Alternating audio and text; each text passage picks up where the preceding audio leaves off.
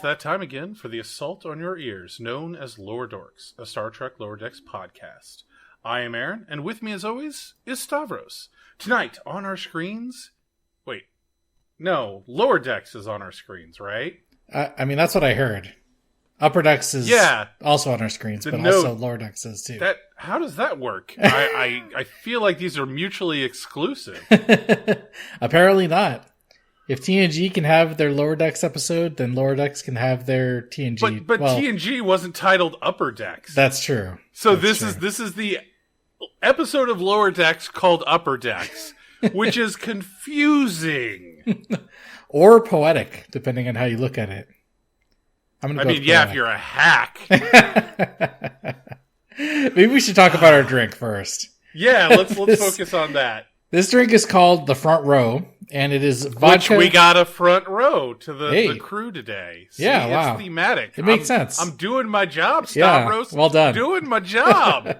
It is vodka, lime juice, cinnamon, simple syrup, and ginger beer all mixed together. And this is the first time I've had this one. This is the first time I've had cinnamon in a cocktail, I think.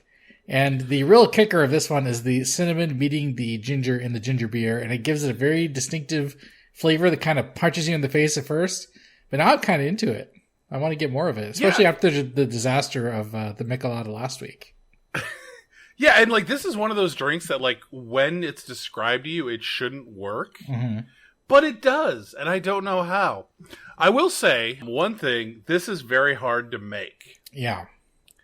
Yeah, getting the cinnamon to show up. Yeah. They make a thing called cinnamon syrup. I've never actually seen it on store shelves.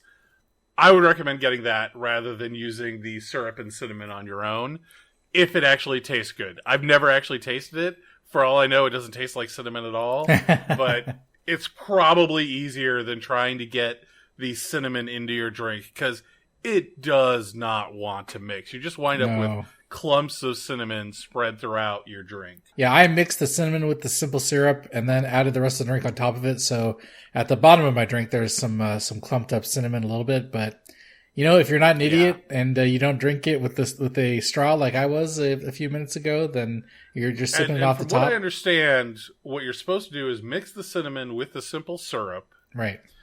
In one glass. Put the ice in the other, pour your syrup over it, and then mix the rest in. Right. And I'm willing to bet there's a shaker involved somewhere, too. Oh. I don't know. I didn't see how this was made. I just tried it once. It's still very good. I'm a fan. It works. Yeah, it's good. I appreciate it. At first, it was very shocking, but now I'm really into it. The cinnamon and the ginger work together very well. I like it a lot. I think the lime may be a bit much. I'm not sure it needs the lime. I can't even taste it over the ginger and the cinnamon, to be honest.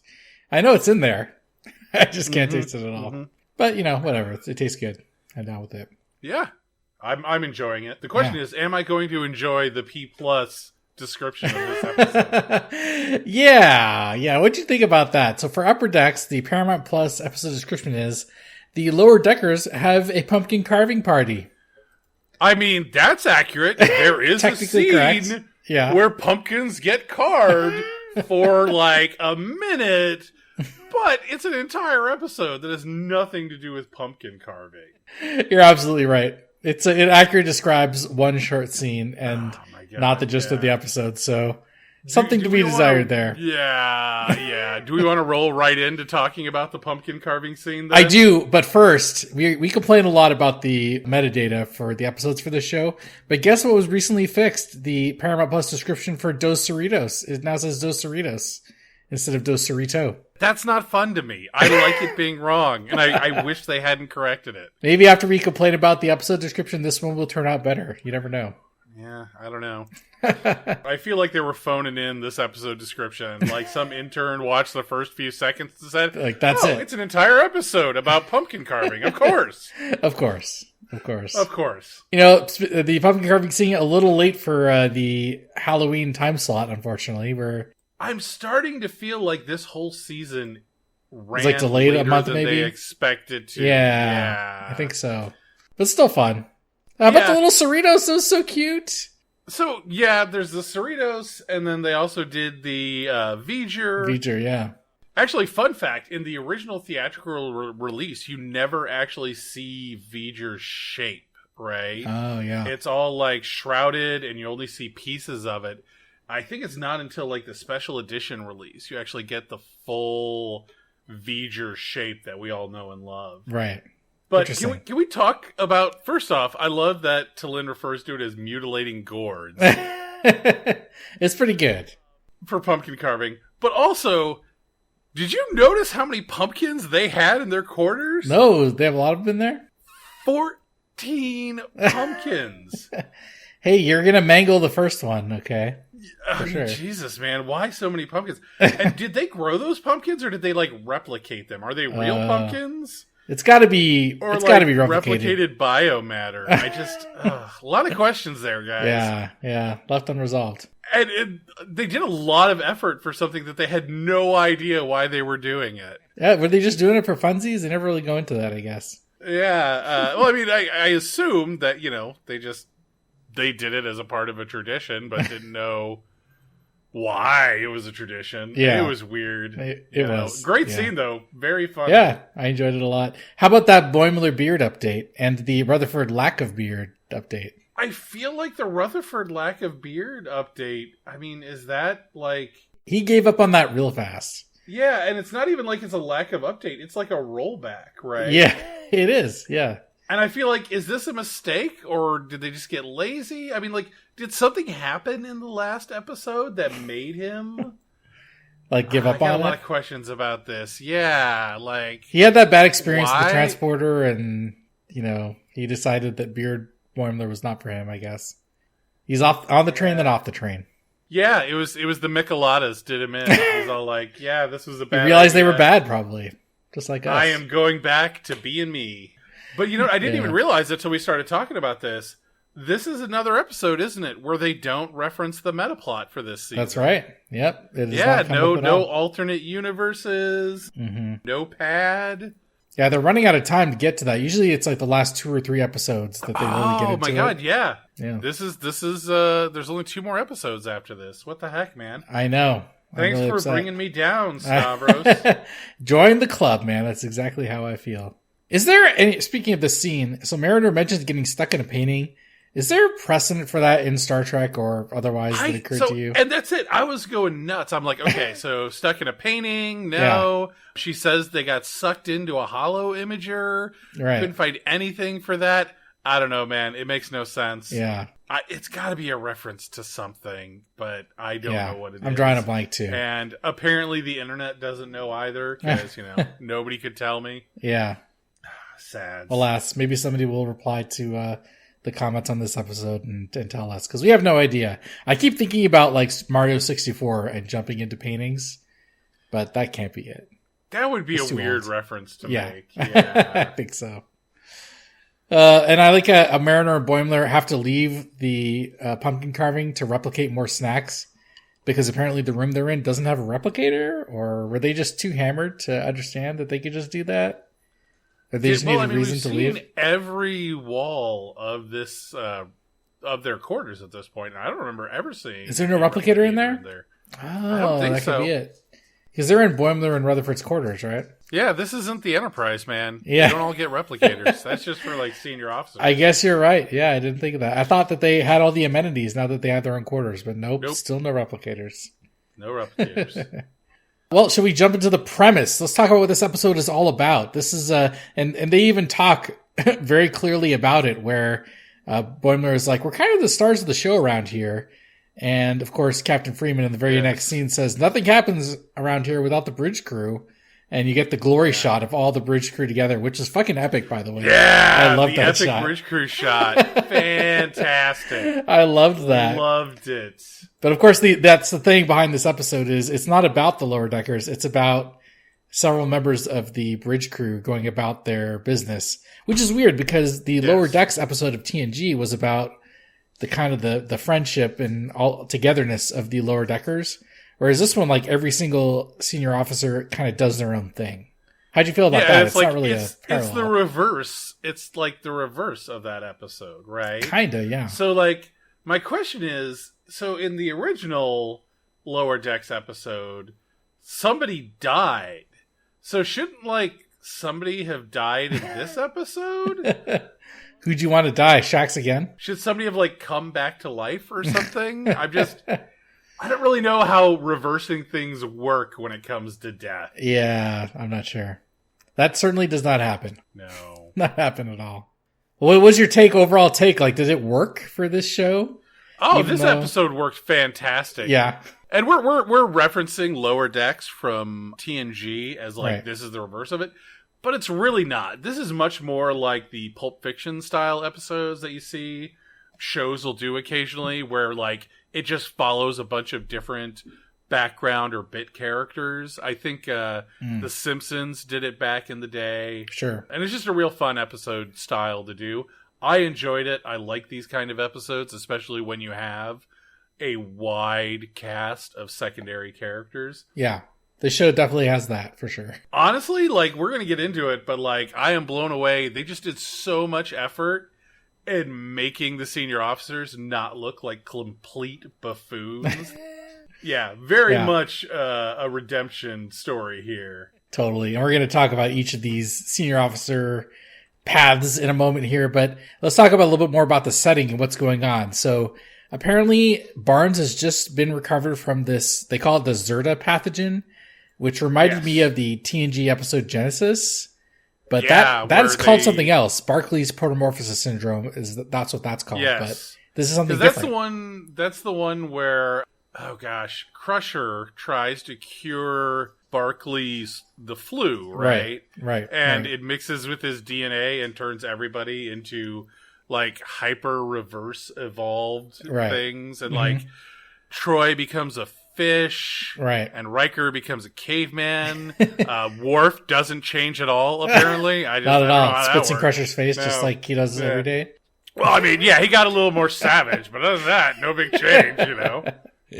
Yeah, I mean, that's what I immediately thought of when, you know, even in the preview where you can see Barnes de-evolved. I thought of this TNG episode, but it's different. It's and that's a the whole best new part. Like, why? Why is this in here? It makes no sense. Has no bearing on the plot. It's just a thing that's thrown in there. Yeah, absolutely. But I love the fact that she's not even fully, like, de-evolved, whatever. Right. She's not back to being normal. Yeah. I think the only reason that it's there is that she could have super strength or something. I think so, yeah. Beat Make people funny to death sounds with her. What instrument was she playing? A sousaphone? Yeah, what's it called? Something like that. Sousaphone. Yeah. A sousaphone. We'll get to that for sure. Yeah, that's another part of that's Freeman's story. Yeah. But they're there studying these bagoons, these space cows, but they're also space roly-polies. Yes. I like in the briefing scene, apparently Captain Freeman, she makes a comment about them pooping on the ship. And I guess that was like a real risk. You don't want to have those things pooping on your ship. Why is that a real risk? I don't know. I assume she just didn't want her ship to get messy. You know, nobody wants a messy ship. You don't know where they're going next. Maybe, you know, they're off to, you know, Earth's space dock, and you don't want to show up to Earth's space dock with poop on your ship. That's probably true. Yeah. Whole quadrant be cracking wise about your starship. You throw up to Earth's space dock with poop on your space cow poop on it. Yeah. Yeah. I can understand that. Real quick though, I do want to do a little side thing because we're kind of talking about all the little pieces of the briefing. Yeah. You know who really stood out in this briefing to me? Who? Migleemo. Oh. Dude came across competent. Yeah. Like, when did this happen? He's all like giving useful briefing information. You know, this season has been all about rehabilitating Migleemo after being completely incompetent in previous seasons. So, has it? I feel like has he done that much? I mean, yeah, he had the little rebound in this season's episode about the food critics from his own planet. So I feel like he's on the way up. The rest of the crew that figured that out? Yeah. Well, yeah, I mean, it was team effort. Because he wasn't in on board. He wasn't aware that they were going to feed them poop, right? That was all the rest of the crew. I don't know. But I think he's definitely on the way up. He's not as terrible as he was, at least last season. And here's the thing. So I don't want to jump around too much, right? But I'm going to jump to the end of the episode. Sure. Migleemo convinces Shaxs into doing therapy using a weaponry metaphor. Yeah. Not a food metaphor. Dude is... He's branching out with his metaphors. Yeah, he's branching out. He is expanding his arsenal of therapeutic methods. Yeah, comes across super competent. Yeah, I know. It's good. In fact, we should jump to Shaxs first, because that dude has more problems than I originally thought. We all knew he was scarred by the occupation. I didn't know that he was like literally seeing hallucinations during his, day job. And he really should have opted into the Migleemo, help earlier than he does. Yeah. And I feel like, because he mentions it, about what he was doing today. Right. And I feel like they've got to not take him literally when he says, oh, I was fighting the ghosts, like, they got to think he's being metaphorical. And if they knew he was being literal, it would be straight into therapy and removed from duty. I hope that it's not Starfleet standard issue where somebody's like, hey, so I'm hallucinating my, the enemies of my past coming back to haunt me. And everybody's like, yeah, it happens. Man, the weapons console. I feel like that would not be SOP for Starfleet. Probably not. I would think not. Yeah. That dude needs some help, man. He really needs to lean on Migleemo here. How's he not gotten into more trouble with, seeing... Well, unfortunately, he may not. We'll never find out because there's only 2 more episodes. So sad. Wow. Back on the downer train. Yeah.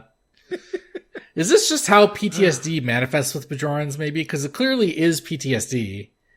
But, most PTSD symptoms don't have you actually fighting, phantoms of yourself. But there's a lot of other similarities. But dude, maybe this is just a physiological universe, thing. It gets wacky with aliens. Who knows? Yeah. For all we know, that, evil past Shaxs is actually real, for all we know. That's true. Could Maybe be. It's its own version of the sex ghost. It's impossible to say. That is awful. Never bring that up again. We've had too many references to sex ghosts in this series.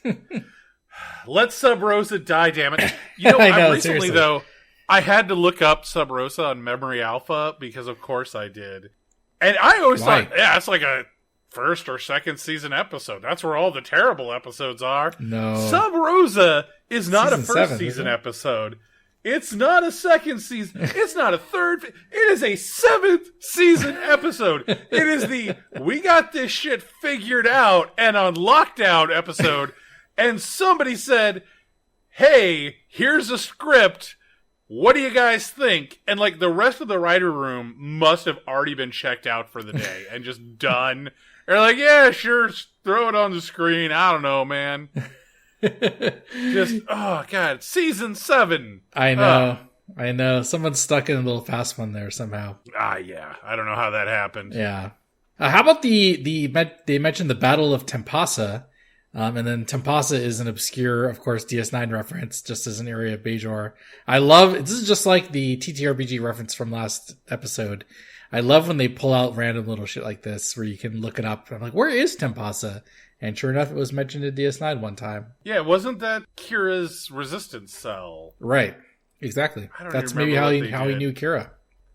Yeah, that may be it. Because I think they wasn't there like a Bajoran munitions depot there or something? Something like that. Yeah. Yeah.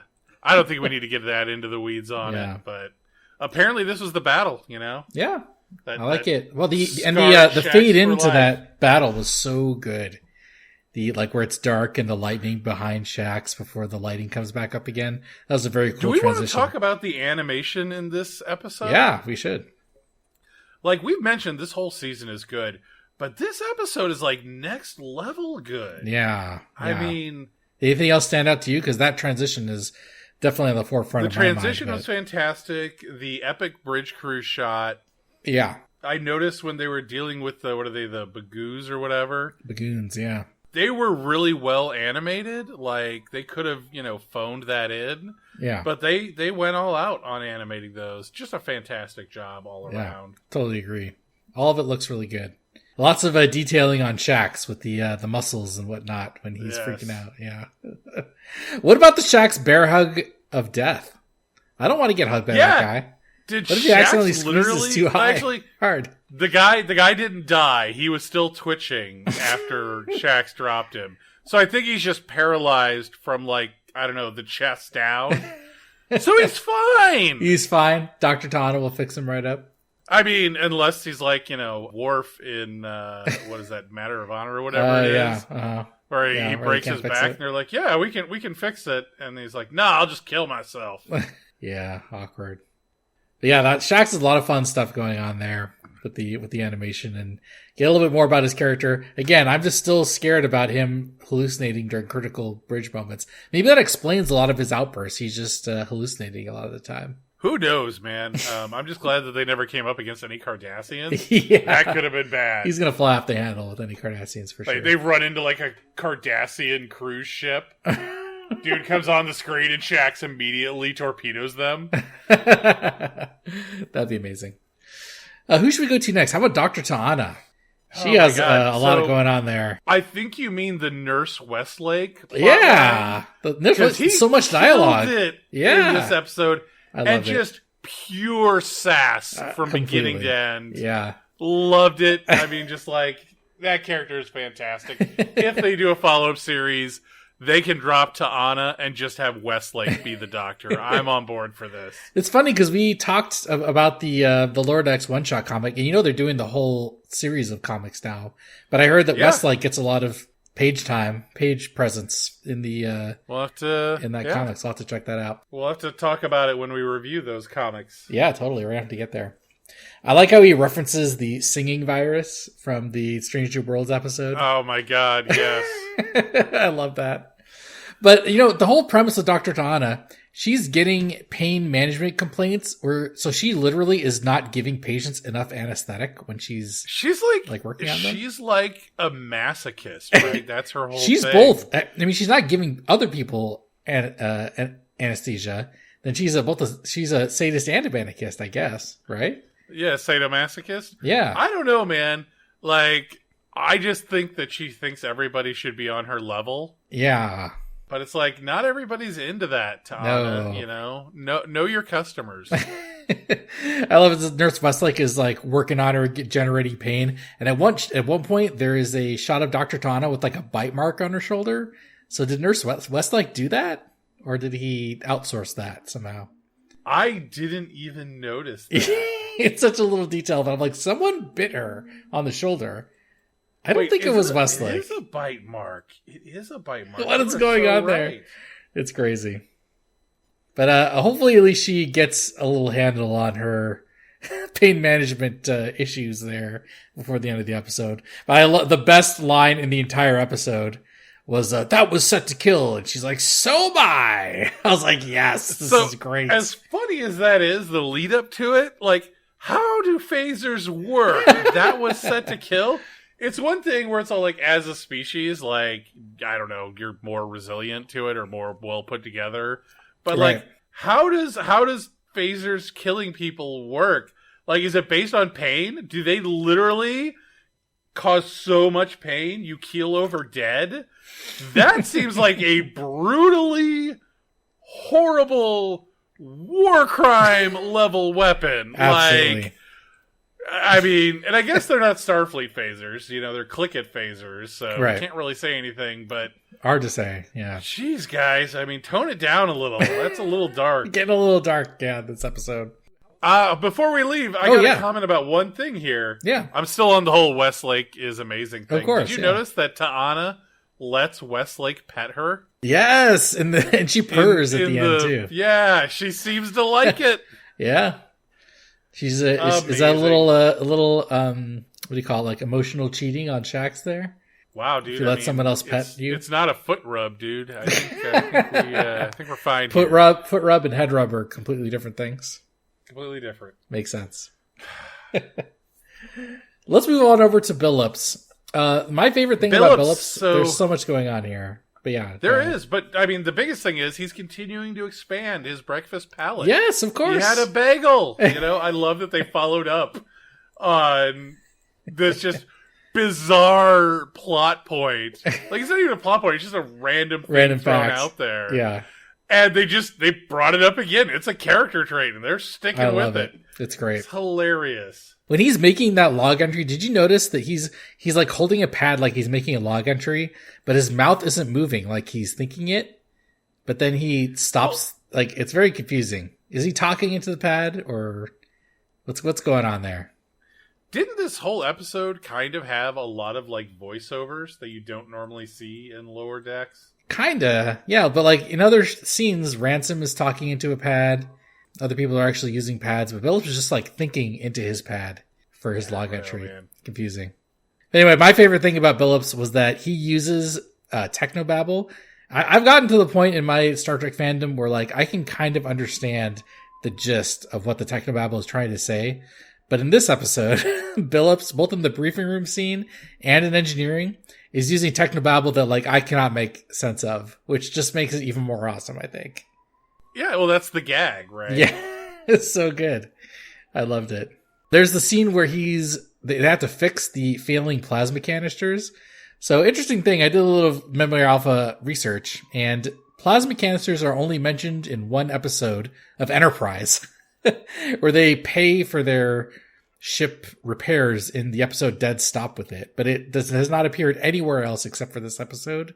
So I'm wondering what is like the function of a wall full of plasma canisters? Like, what are they storing there? I assume that it's just like plasma storage, right? Just like worked into the walls where you can't get to it unless you're ziplining? Because didn't we see them in Enterprise? They're just like, they just pull plasma canisters out, and they're basically just tubes, and they're like containers, right? Yeah, they're containers. So I think that's all it is. Yeah, I don't know. What are they doing with these stored plasmas?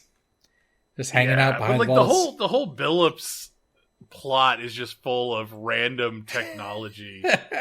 What's going on with the AI defense column? That's like the craziest thing I've ever heard of. I love that, the Binar defense column. Oh my god, like, why would Binars do that? And then when they explain about how to like reboot it, yeah. Oh my god, why would you design it like that? Very confusing. But I love they don't even explain how they resolve that. They just like when they cut back to the Billups scene, the golem has been defeated by a battle axe to the head that has a Starfleet Delta on it. Which, by the way, they're doing lots of merch. Yeah. I think Starfleet Axe is a thing I need. I absolutely agree. I need that on my wall. Take my money, Paramount. That's my favorite prop of the season so far, I think. And it even has the Starfleet Delta on I know. And the best part is, it's not like a fire axe. It's like a battle axe. Like a two-sided battle axe. Maybe they replicated that out of the snacks like, replicator. What emergencies was that designed for? Great question. Freaking Viking invasions? Come on. So good. I loved it. And of course, Billups gets freed from the coolant tube, which is there for some reason. I love the fact, though, that like he's trapped in it, and it's all the whole Spock death scene. Yeah. You know? Yeah. This is how we want to go. Let me die. So great. And like they let him out, and then there's no downside. Yeah, no consequence. Yeah. They just let him out, and it's done. He's like, oh, he's just like, cool. I like at first he was ready to die. He's like, let me die in here. But there's no reason for it. Yeah. It's pretty good. Because that's how engineers want to go, in the tubes. In the tubes. Yeah. You have to go in some kind of tube. Jeffries, coolant, doesn't matter what kind. Well, I mean, I think most people go via torpedo tube. Oh, yeah. Well, yeah, there is that. I like at the very end of the Billups stuff, the random cadet guy that showed up in like an episode, I think, last season or even the season before that. Was it last season or the season before that? He's the dude that Ransom hooks up with Boimler to be like Boimler's protege, and we never see him again. Yeah. They brought him back very briefly. Yeah, the Westlake stand-in. Right, exactly. He comes back, and then he's gone. Yeah. Gone for the rest of the show. This episode is full of returning, like, bit characters, right? What's her name in the Ransom plot? You know, Winger comes back. Yeah. Barnes comes back. Oh, you know what? Squeeze them all in. Oh, wait. We'll get to that later. We definitely will. There's so much to talk about. We haven't done the Freeman plot line yet. Right. I saved the best for last. The Captain Is that Freeman the plot. best? It has Steve Stevenson in it. How could it not be the best? You know what? Maybe the next one is the best. The Commander Ransom plot. How do you like the Commander Ransom command style? that's going on here. They had me in the first half, man. I was all like, this is another Ransom character assassination episode. I'm so angry. And then at the end, the way it's revealed, and like, not even like that it's revealed what he's doing, but then he gets caught. Yeah. And like, nobody would ever believe you. They all think you're ridiculous. And I'm just like, it's just so fantastic. I absolutely love it. Do you think that's a legit command style, though? Like, make your subordinates hate you? I think it could work to a certain extent, but like you'd have to have really dedicated people, because like getting them to focus on you rather than their problems with each other can work. Yeah. But usually you don't want them to focus on hating you. But the checking out and just being like, you guys are on your own, that totally works. If the people know what they're doing and are capable, and the only thing that's holding them back is them not doing it and not working together, yeah, leave them to their own devices. Sometimes works. I mean, he certainly had a big problem on his hands there. Yeah. With all the Lord. I'm just going to assume that all of the Ransom character assassination moments are secretly this, right? It all worked out in the end, and it was all a part of his master plan. He's giving Xanatos a run for his money. I like it. In this plot, we get all these minor characters have come back. My favorite, though, is Towel Guy, Fedorov. He gets so much screen time, and he talks a lot, and he uses double-fisted Kirk punch. That dude is rising up in the ranks of the random background characters on Lower Decks. Wait, was that Fedorov? No, I think so. Right? Yeah, that was Fedorov, Towel Guy. Yeah. No, that can't be right. No, it's for sure right. No, I refuse to believe that. You just are too used to seeing him in a towel, I think. You're right. It's him, and he's not wearing a towel. That is wrong. It just seems wrong, right? He's just so in a towel so often. It is wrong. He's supposed to be in a towel. He's a towel guy. Oh, he has like a religious exemption to the uniform thing? Yeah, exactly. He has a towel with the belt on it, and he's Riverite. They always wear towels because they got to be ready to get in the river. Maybe he's in the EV suit the whole time. So maybe when he's not in the EV suit, he's just in a towel. That's all he has under the EV suit is just a towel. I bet you the Titmouse doesn't even have a model of Fedorov wearing a uniform. It's just towel and EV suit, and that's it. Yeah, they had to make the EV suit for this episode, so that's why they chose to use him. Right. We already got the head, I know, just throw it on there. EV suit anyways. Yeah. Did you catch, so on the Starfleet ecologist, it turns out to be a Clickit. He is a canon race. Did you pick out which race it was? Yeah, so it's funny because when I first saw him, I'm like, he's that. Yeah, at first I was like, oh yeah, he's that race that was Mayhardu from Deep Space Nine. No, that's completely wrong. He's a Grazerite, right? Who was the Federation president. Right. They're apparently goat people from the planet Goatee 4.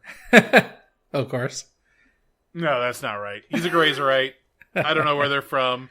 They wanted to make them like vegetarians, like they evolved from grazing animals. Right. So that's why he looks like a goat, because that makes sense in some designer's mind. Of course. Yeah, I had a hard time placing that race, but yeah, Grazerite is definitely the right one. But of course, he doesn't even turn out to be Grazerite, so. Nope, he's something else entirely. Did you catch when the Lower Deckers are insulting each other? One guy's like, "You're dumber than Fletcher." And Fletcher's that guy that got transferred off the Cerritos to the Titan. Yeah. Oh my god, I don't even remember. I didn't hear that. That's awful. Yeah, that's the power of subtitles. It's that dude that got transferred to the Titan for letting the AI loose or whatever it was. Yes. Yeah. Fletcher, oh my god, that episode was fantastic. Such a great character. I wanted to see more of him, but sadly. Alas. But yeah, that's Ransom. Do you have anything else to say about Ransom? Is that recovering from the, continuing to recover? A++ storyline. Loved it. Bait and switch was fantastic. Yeah, love it. Awesome. Well, then we get to the last senior officer. We haven't talked about that yet, and that's Captain Freeman. And who does Captain Freeman have at her side this whole time? Stevenson. And we've discovered what that guy's job on the ship is. And he's being super competent the entire time. Don't you think he's a little high ranked to be just like Captain Freeman's, appointment keeper? He's lieutenant commander. So. No? She needed someone high ranked at her side. Yeah, because you've got access to tons of sensitive information. You need to make sure you've got someone who's put in his time. Okay. Has proved his capabilities and his ability to, keep secrets. That makes sense. I like that. I know it makes sense. That's why I said it. There's no Stevenson and Ransom interaction in this whole episode, sadly, though. No, not at all. But I love the fact, not only does he come across as competent, but, he comes across as next level capable. With this whole bait and switch scheduling an appointment for Freeman's anniversary. Totally. Yeah. He really does. Very surprising because he does not come off like that. Yeah. No, not at all. Do we want to talk, though, about the appointments that yes, all the appointments. Freeman has? Yeah. Oh, he's got the Barnes sousaphone, which, TIL sousaphone. It's I had to look it up. It's apparently louder than a tuba. But of course, this one we learned can also redirect cricket phaser blasts as well for some reason. Well, I think that's probably any brass instrument that has curving pipes. Yeah. No. But yeah, I love the fact that why? Why is Freeman going to all of these crew things? Is that just her job? She has to placate the crew by going to their apparently she thinks that's the best way to be a leader. And you know what? I'll give her credit. I've worked with plenty of leaders who, never leave their office. So at least she's making an effort to be a woman of the people. That's true. So we got partially de-evolved Barnes doing her sousaphone performance. We got the fertility event. How about that? It's a life form. So I have so many questions. Yeah, it's a life form balloon. So what is going on here? I don't know. It's they say it's a fertility event, but I feel like there's more than this is past fertility point. This is what's coming out of there? That looks dangerous. Birth point. Yeah. Did he give birth to a tentacle baby too? It seemed like it. At least a bunch of tentacles, perhaps attached to something big. Or do they go through some sort of metamorphosis when they're finally fertile and they become tentacle monsters and that's how they breed? 'Cause that's gross, man. I don't know. Super gross. Yeah, but now we know that there's a race in Star Trek that reproduces by turning into a bloody tentacle monster. So I love the lamp shading of the whole aliens that just look like humans. Where Freeman's all I didn't even know you weren't a human. That's pretty good. I like that. And of course, Steven's in this scene. Extra competent. He's standing by with the umbrella. He knows what's coming. That's right. He's prepared. He's prepared, yeah. Go He's done his Stevens, research. man. I feel like Stevens might be rivaling Ransom for your favorite character. He's winning a lot of points with you. I'm just impressed. I'm looking forward to seeing the follow-up series that is Ransom as captain and Stevens as first officer. I'm looking forward to it. Yeah, that'd be fun. Yeah. Well, then they move on from the fertility event to Winger Bingston's one-man show. And we've heard this mentioned in previous episodes, right? Boimler's brought it up. Several times.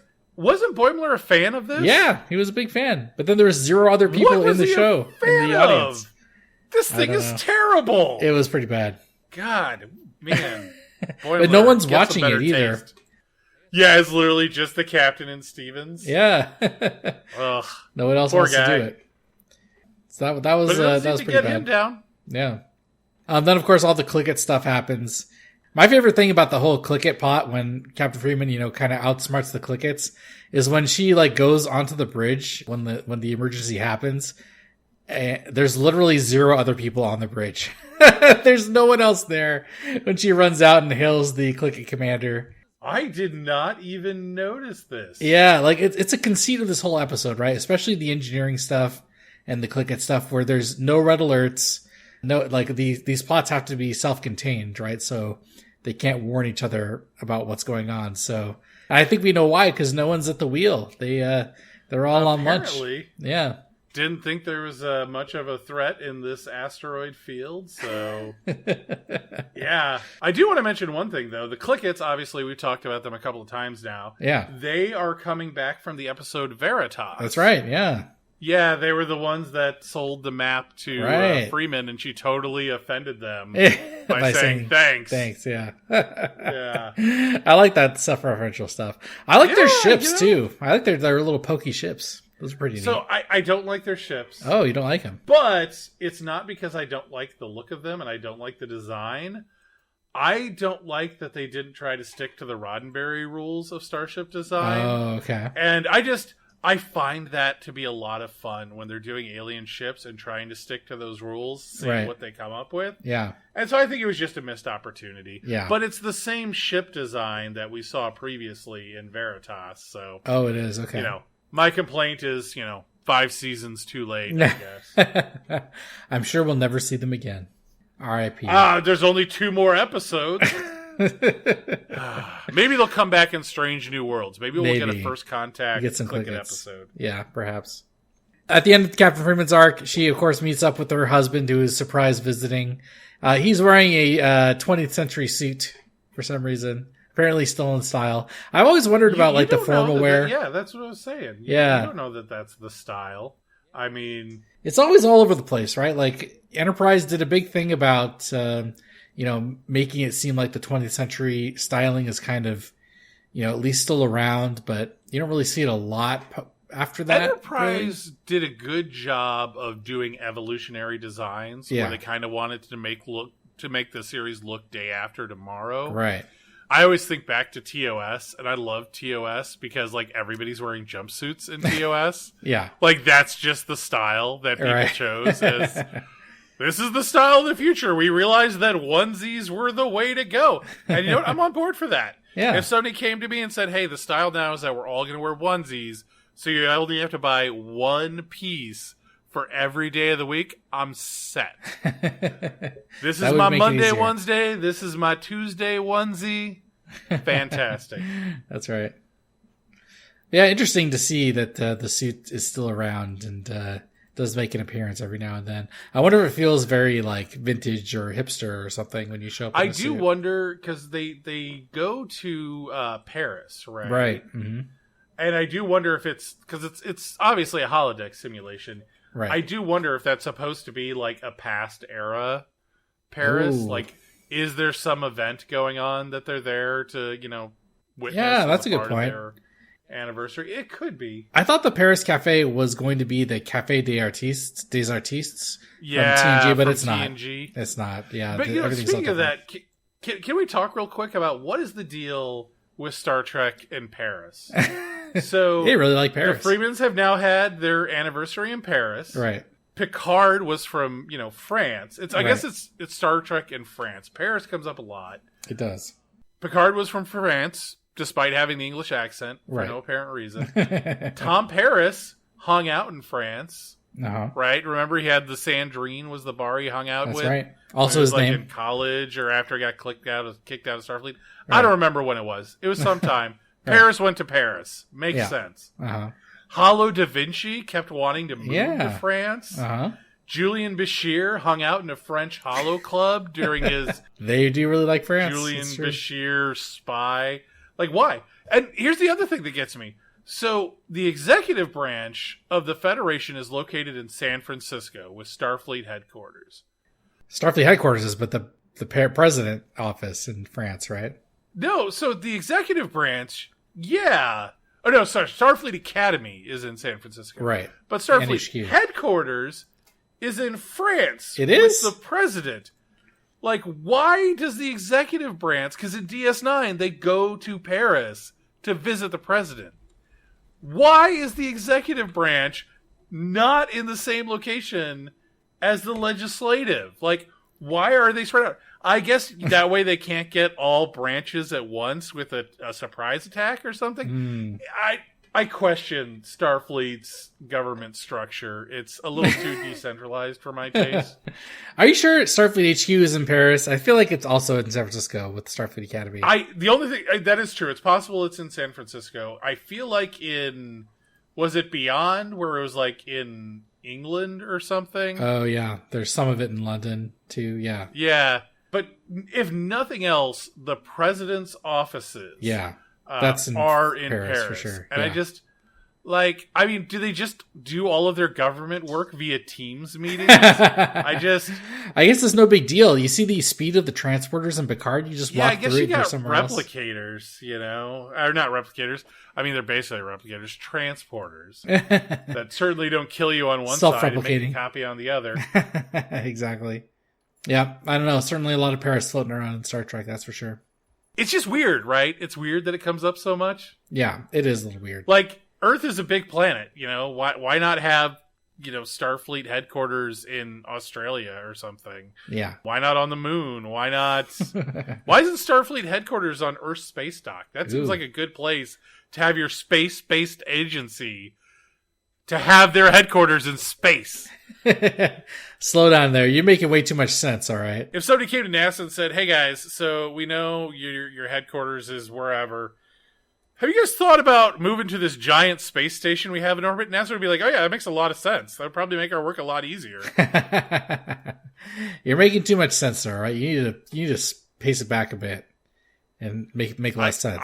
I refuse to believe that I am making sense right now. I can barely understand what I'm saying. When you're this deep into a front row, then yeah, it's hard to make this make sense. Going a little deep. Okay. My favorite part of, well, I don't know the favorite part. A good part of the episode is T'Lyn dunks on the rest of the lower deckers at the end there, or Mariner specifically. Yeah. Have you noticed that her jokes keep getting more exaggerated? Like, she's made jokes before and they're like one-word jokes and that's it, or just saying the opposite of what she means. Now she's making up whole narratives and adding an exclamation at the end after she calls them out on absolutely getting got. Dang, talk about getting out of control, man. She can never go back at this point. No, I don't The other think so. Vulcans would eat her alive.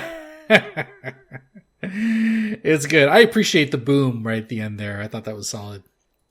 Yeah, very well done. And it's consistent character growth, so I'm Totally on board with that. Because, the one thing that I come to a animated comedy show for is consistent character growth. Hey, I've talked about this last episode. I demand a lot of stuff from Lower Decks. It's a comedy, but it's also canon, and I want character growth, and I want evolution of characters and plot. So I want all the things. I have chosen to expect nothing, and that way I'm consistently pleasantly surprised. There you go. That's probably the smart way to go about it. But what's your final thoughts here? I really love this episode. My one tiny little critique is that, like I mentioned earlier, there's conveniently no one calling red alerts when clearly situations warranted it, but such a minor critique when you've got all this character growth happening. We get this personal look into all these different characters' lives. I loved it a lot. Yeah. Just a very minor critique there. But what'd you think? But I mean, the whole point of the not calling red alerts is so that way the lower deckers have no idea that anything's happening. Right. Yeah, it's all They're for the hanging joke. out in their quarters. Yeah. I love the fact that like every one of these plot lines, like, okay, so Billups is just him being this hardcore badass engineer. Of course. Just fighting his way through his day when you're expecting him to be like, taking a spanner to a coil all day. Uh-huh. He does that too. I love the fact that Shaxs is all about wrestling with his inner demons. Yeah. I love that Ransom is about his just bizarre leadership style, and there's this whole twist part to that storyline. Yeah. Every storyline is so different, and it just really works together. Yeah. Just fantastic. I love it. This season, really up there, is going to be one of the best. They're definitely going out with a bang. I agree. I can only hope the last 2 episodes make it good, McMahon. Make it work for us. Yeah. Don't pull a These Are the Voyages on us. Unless you're making fun of these. Or if you do, make it funny. Yeah. Well, okay. I think our job here is done. It's the only thing we can do is look forward to the last 2 episodes. We've talked this episode to death, and I am down to a sludge of cinnamon in my cup. And delicious. It's become gross. I'm not willing to drink any more of this.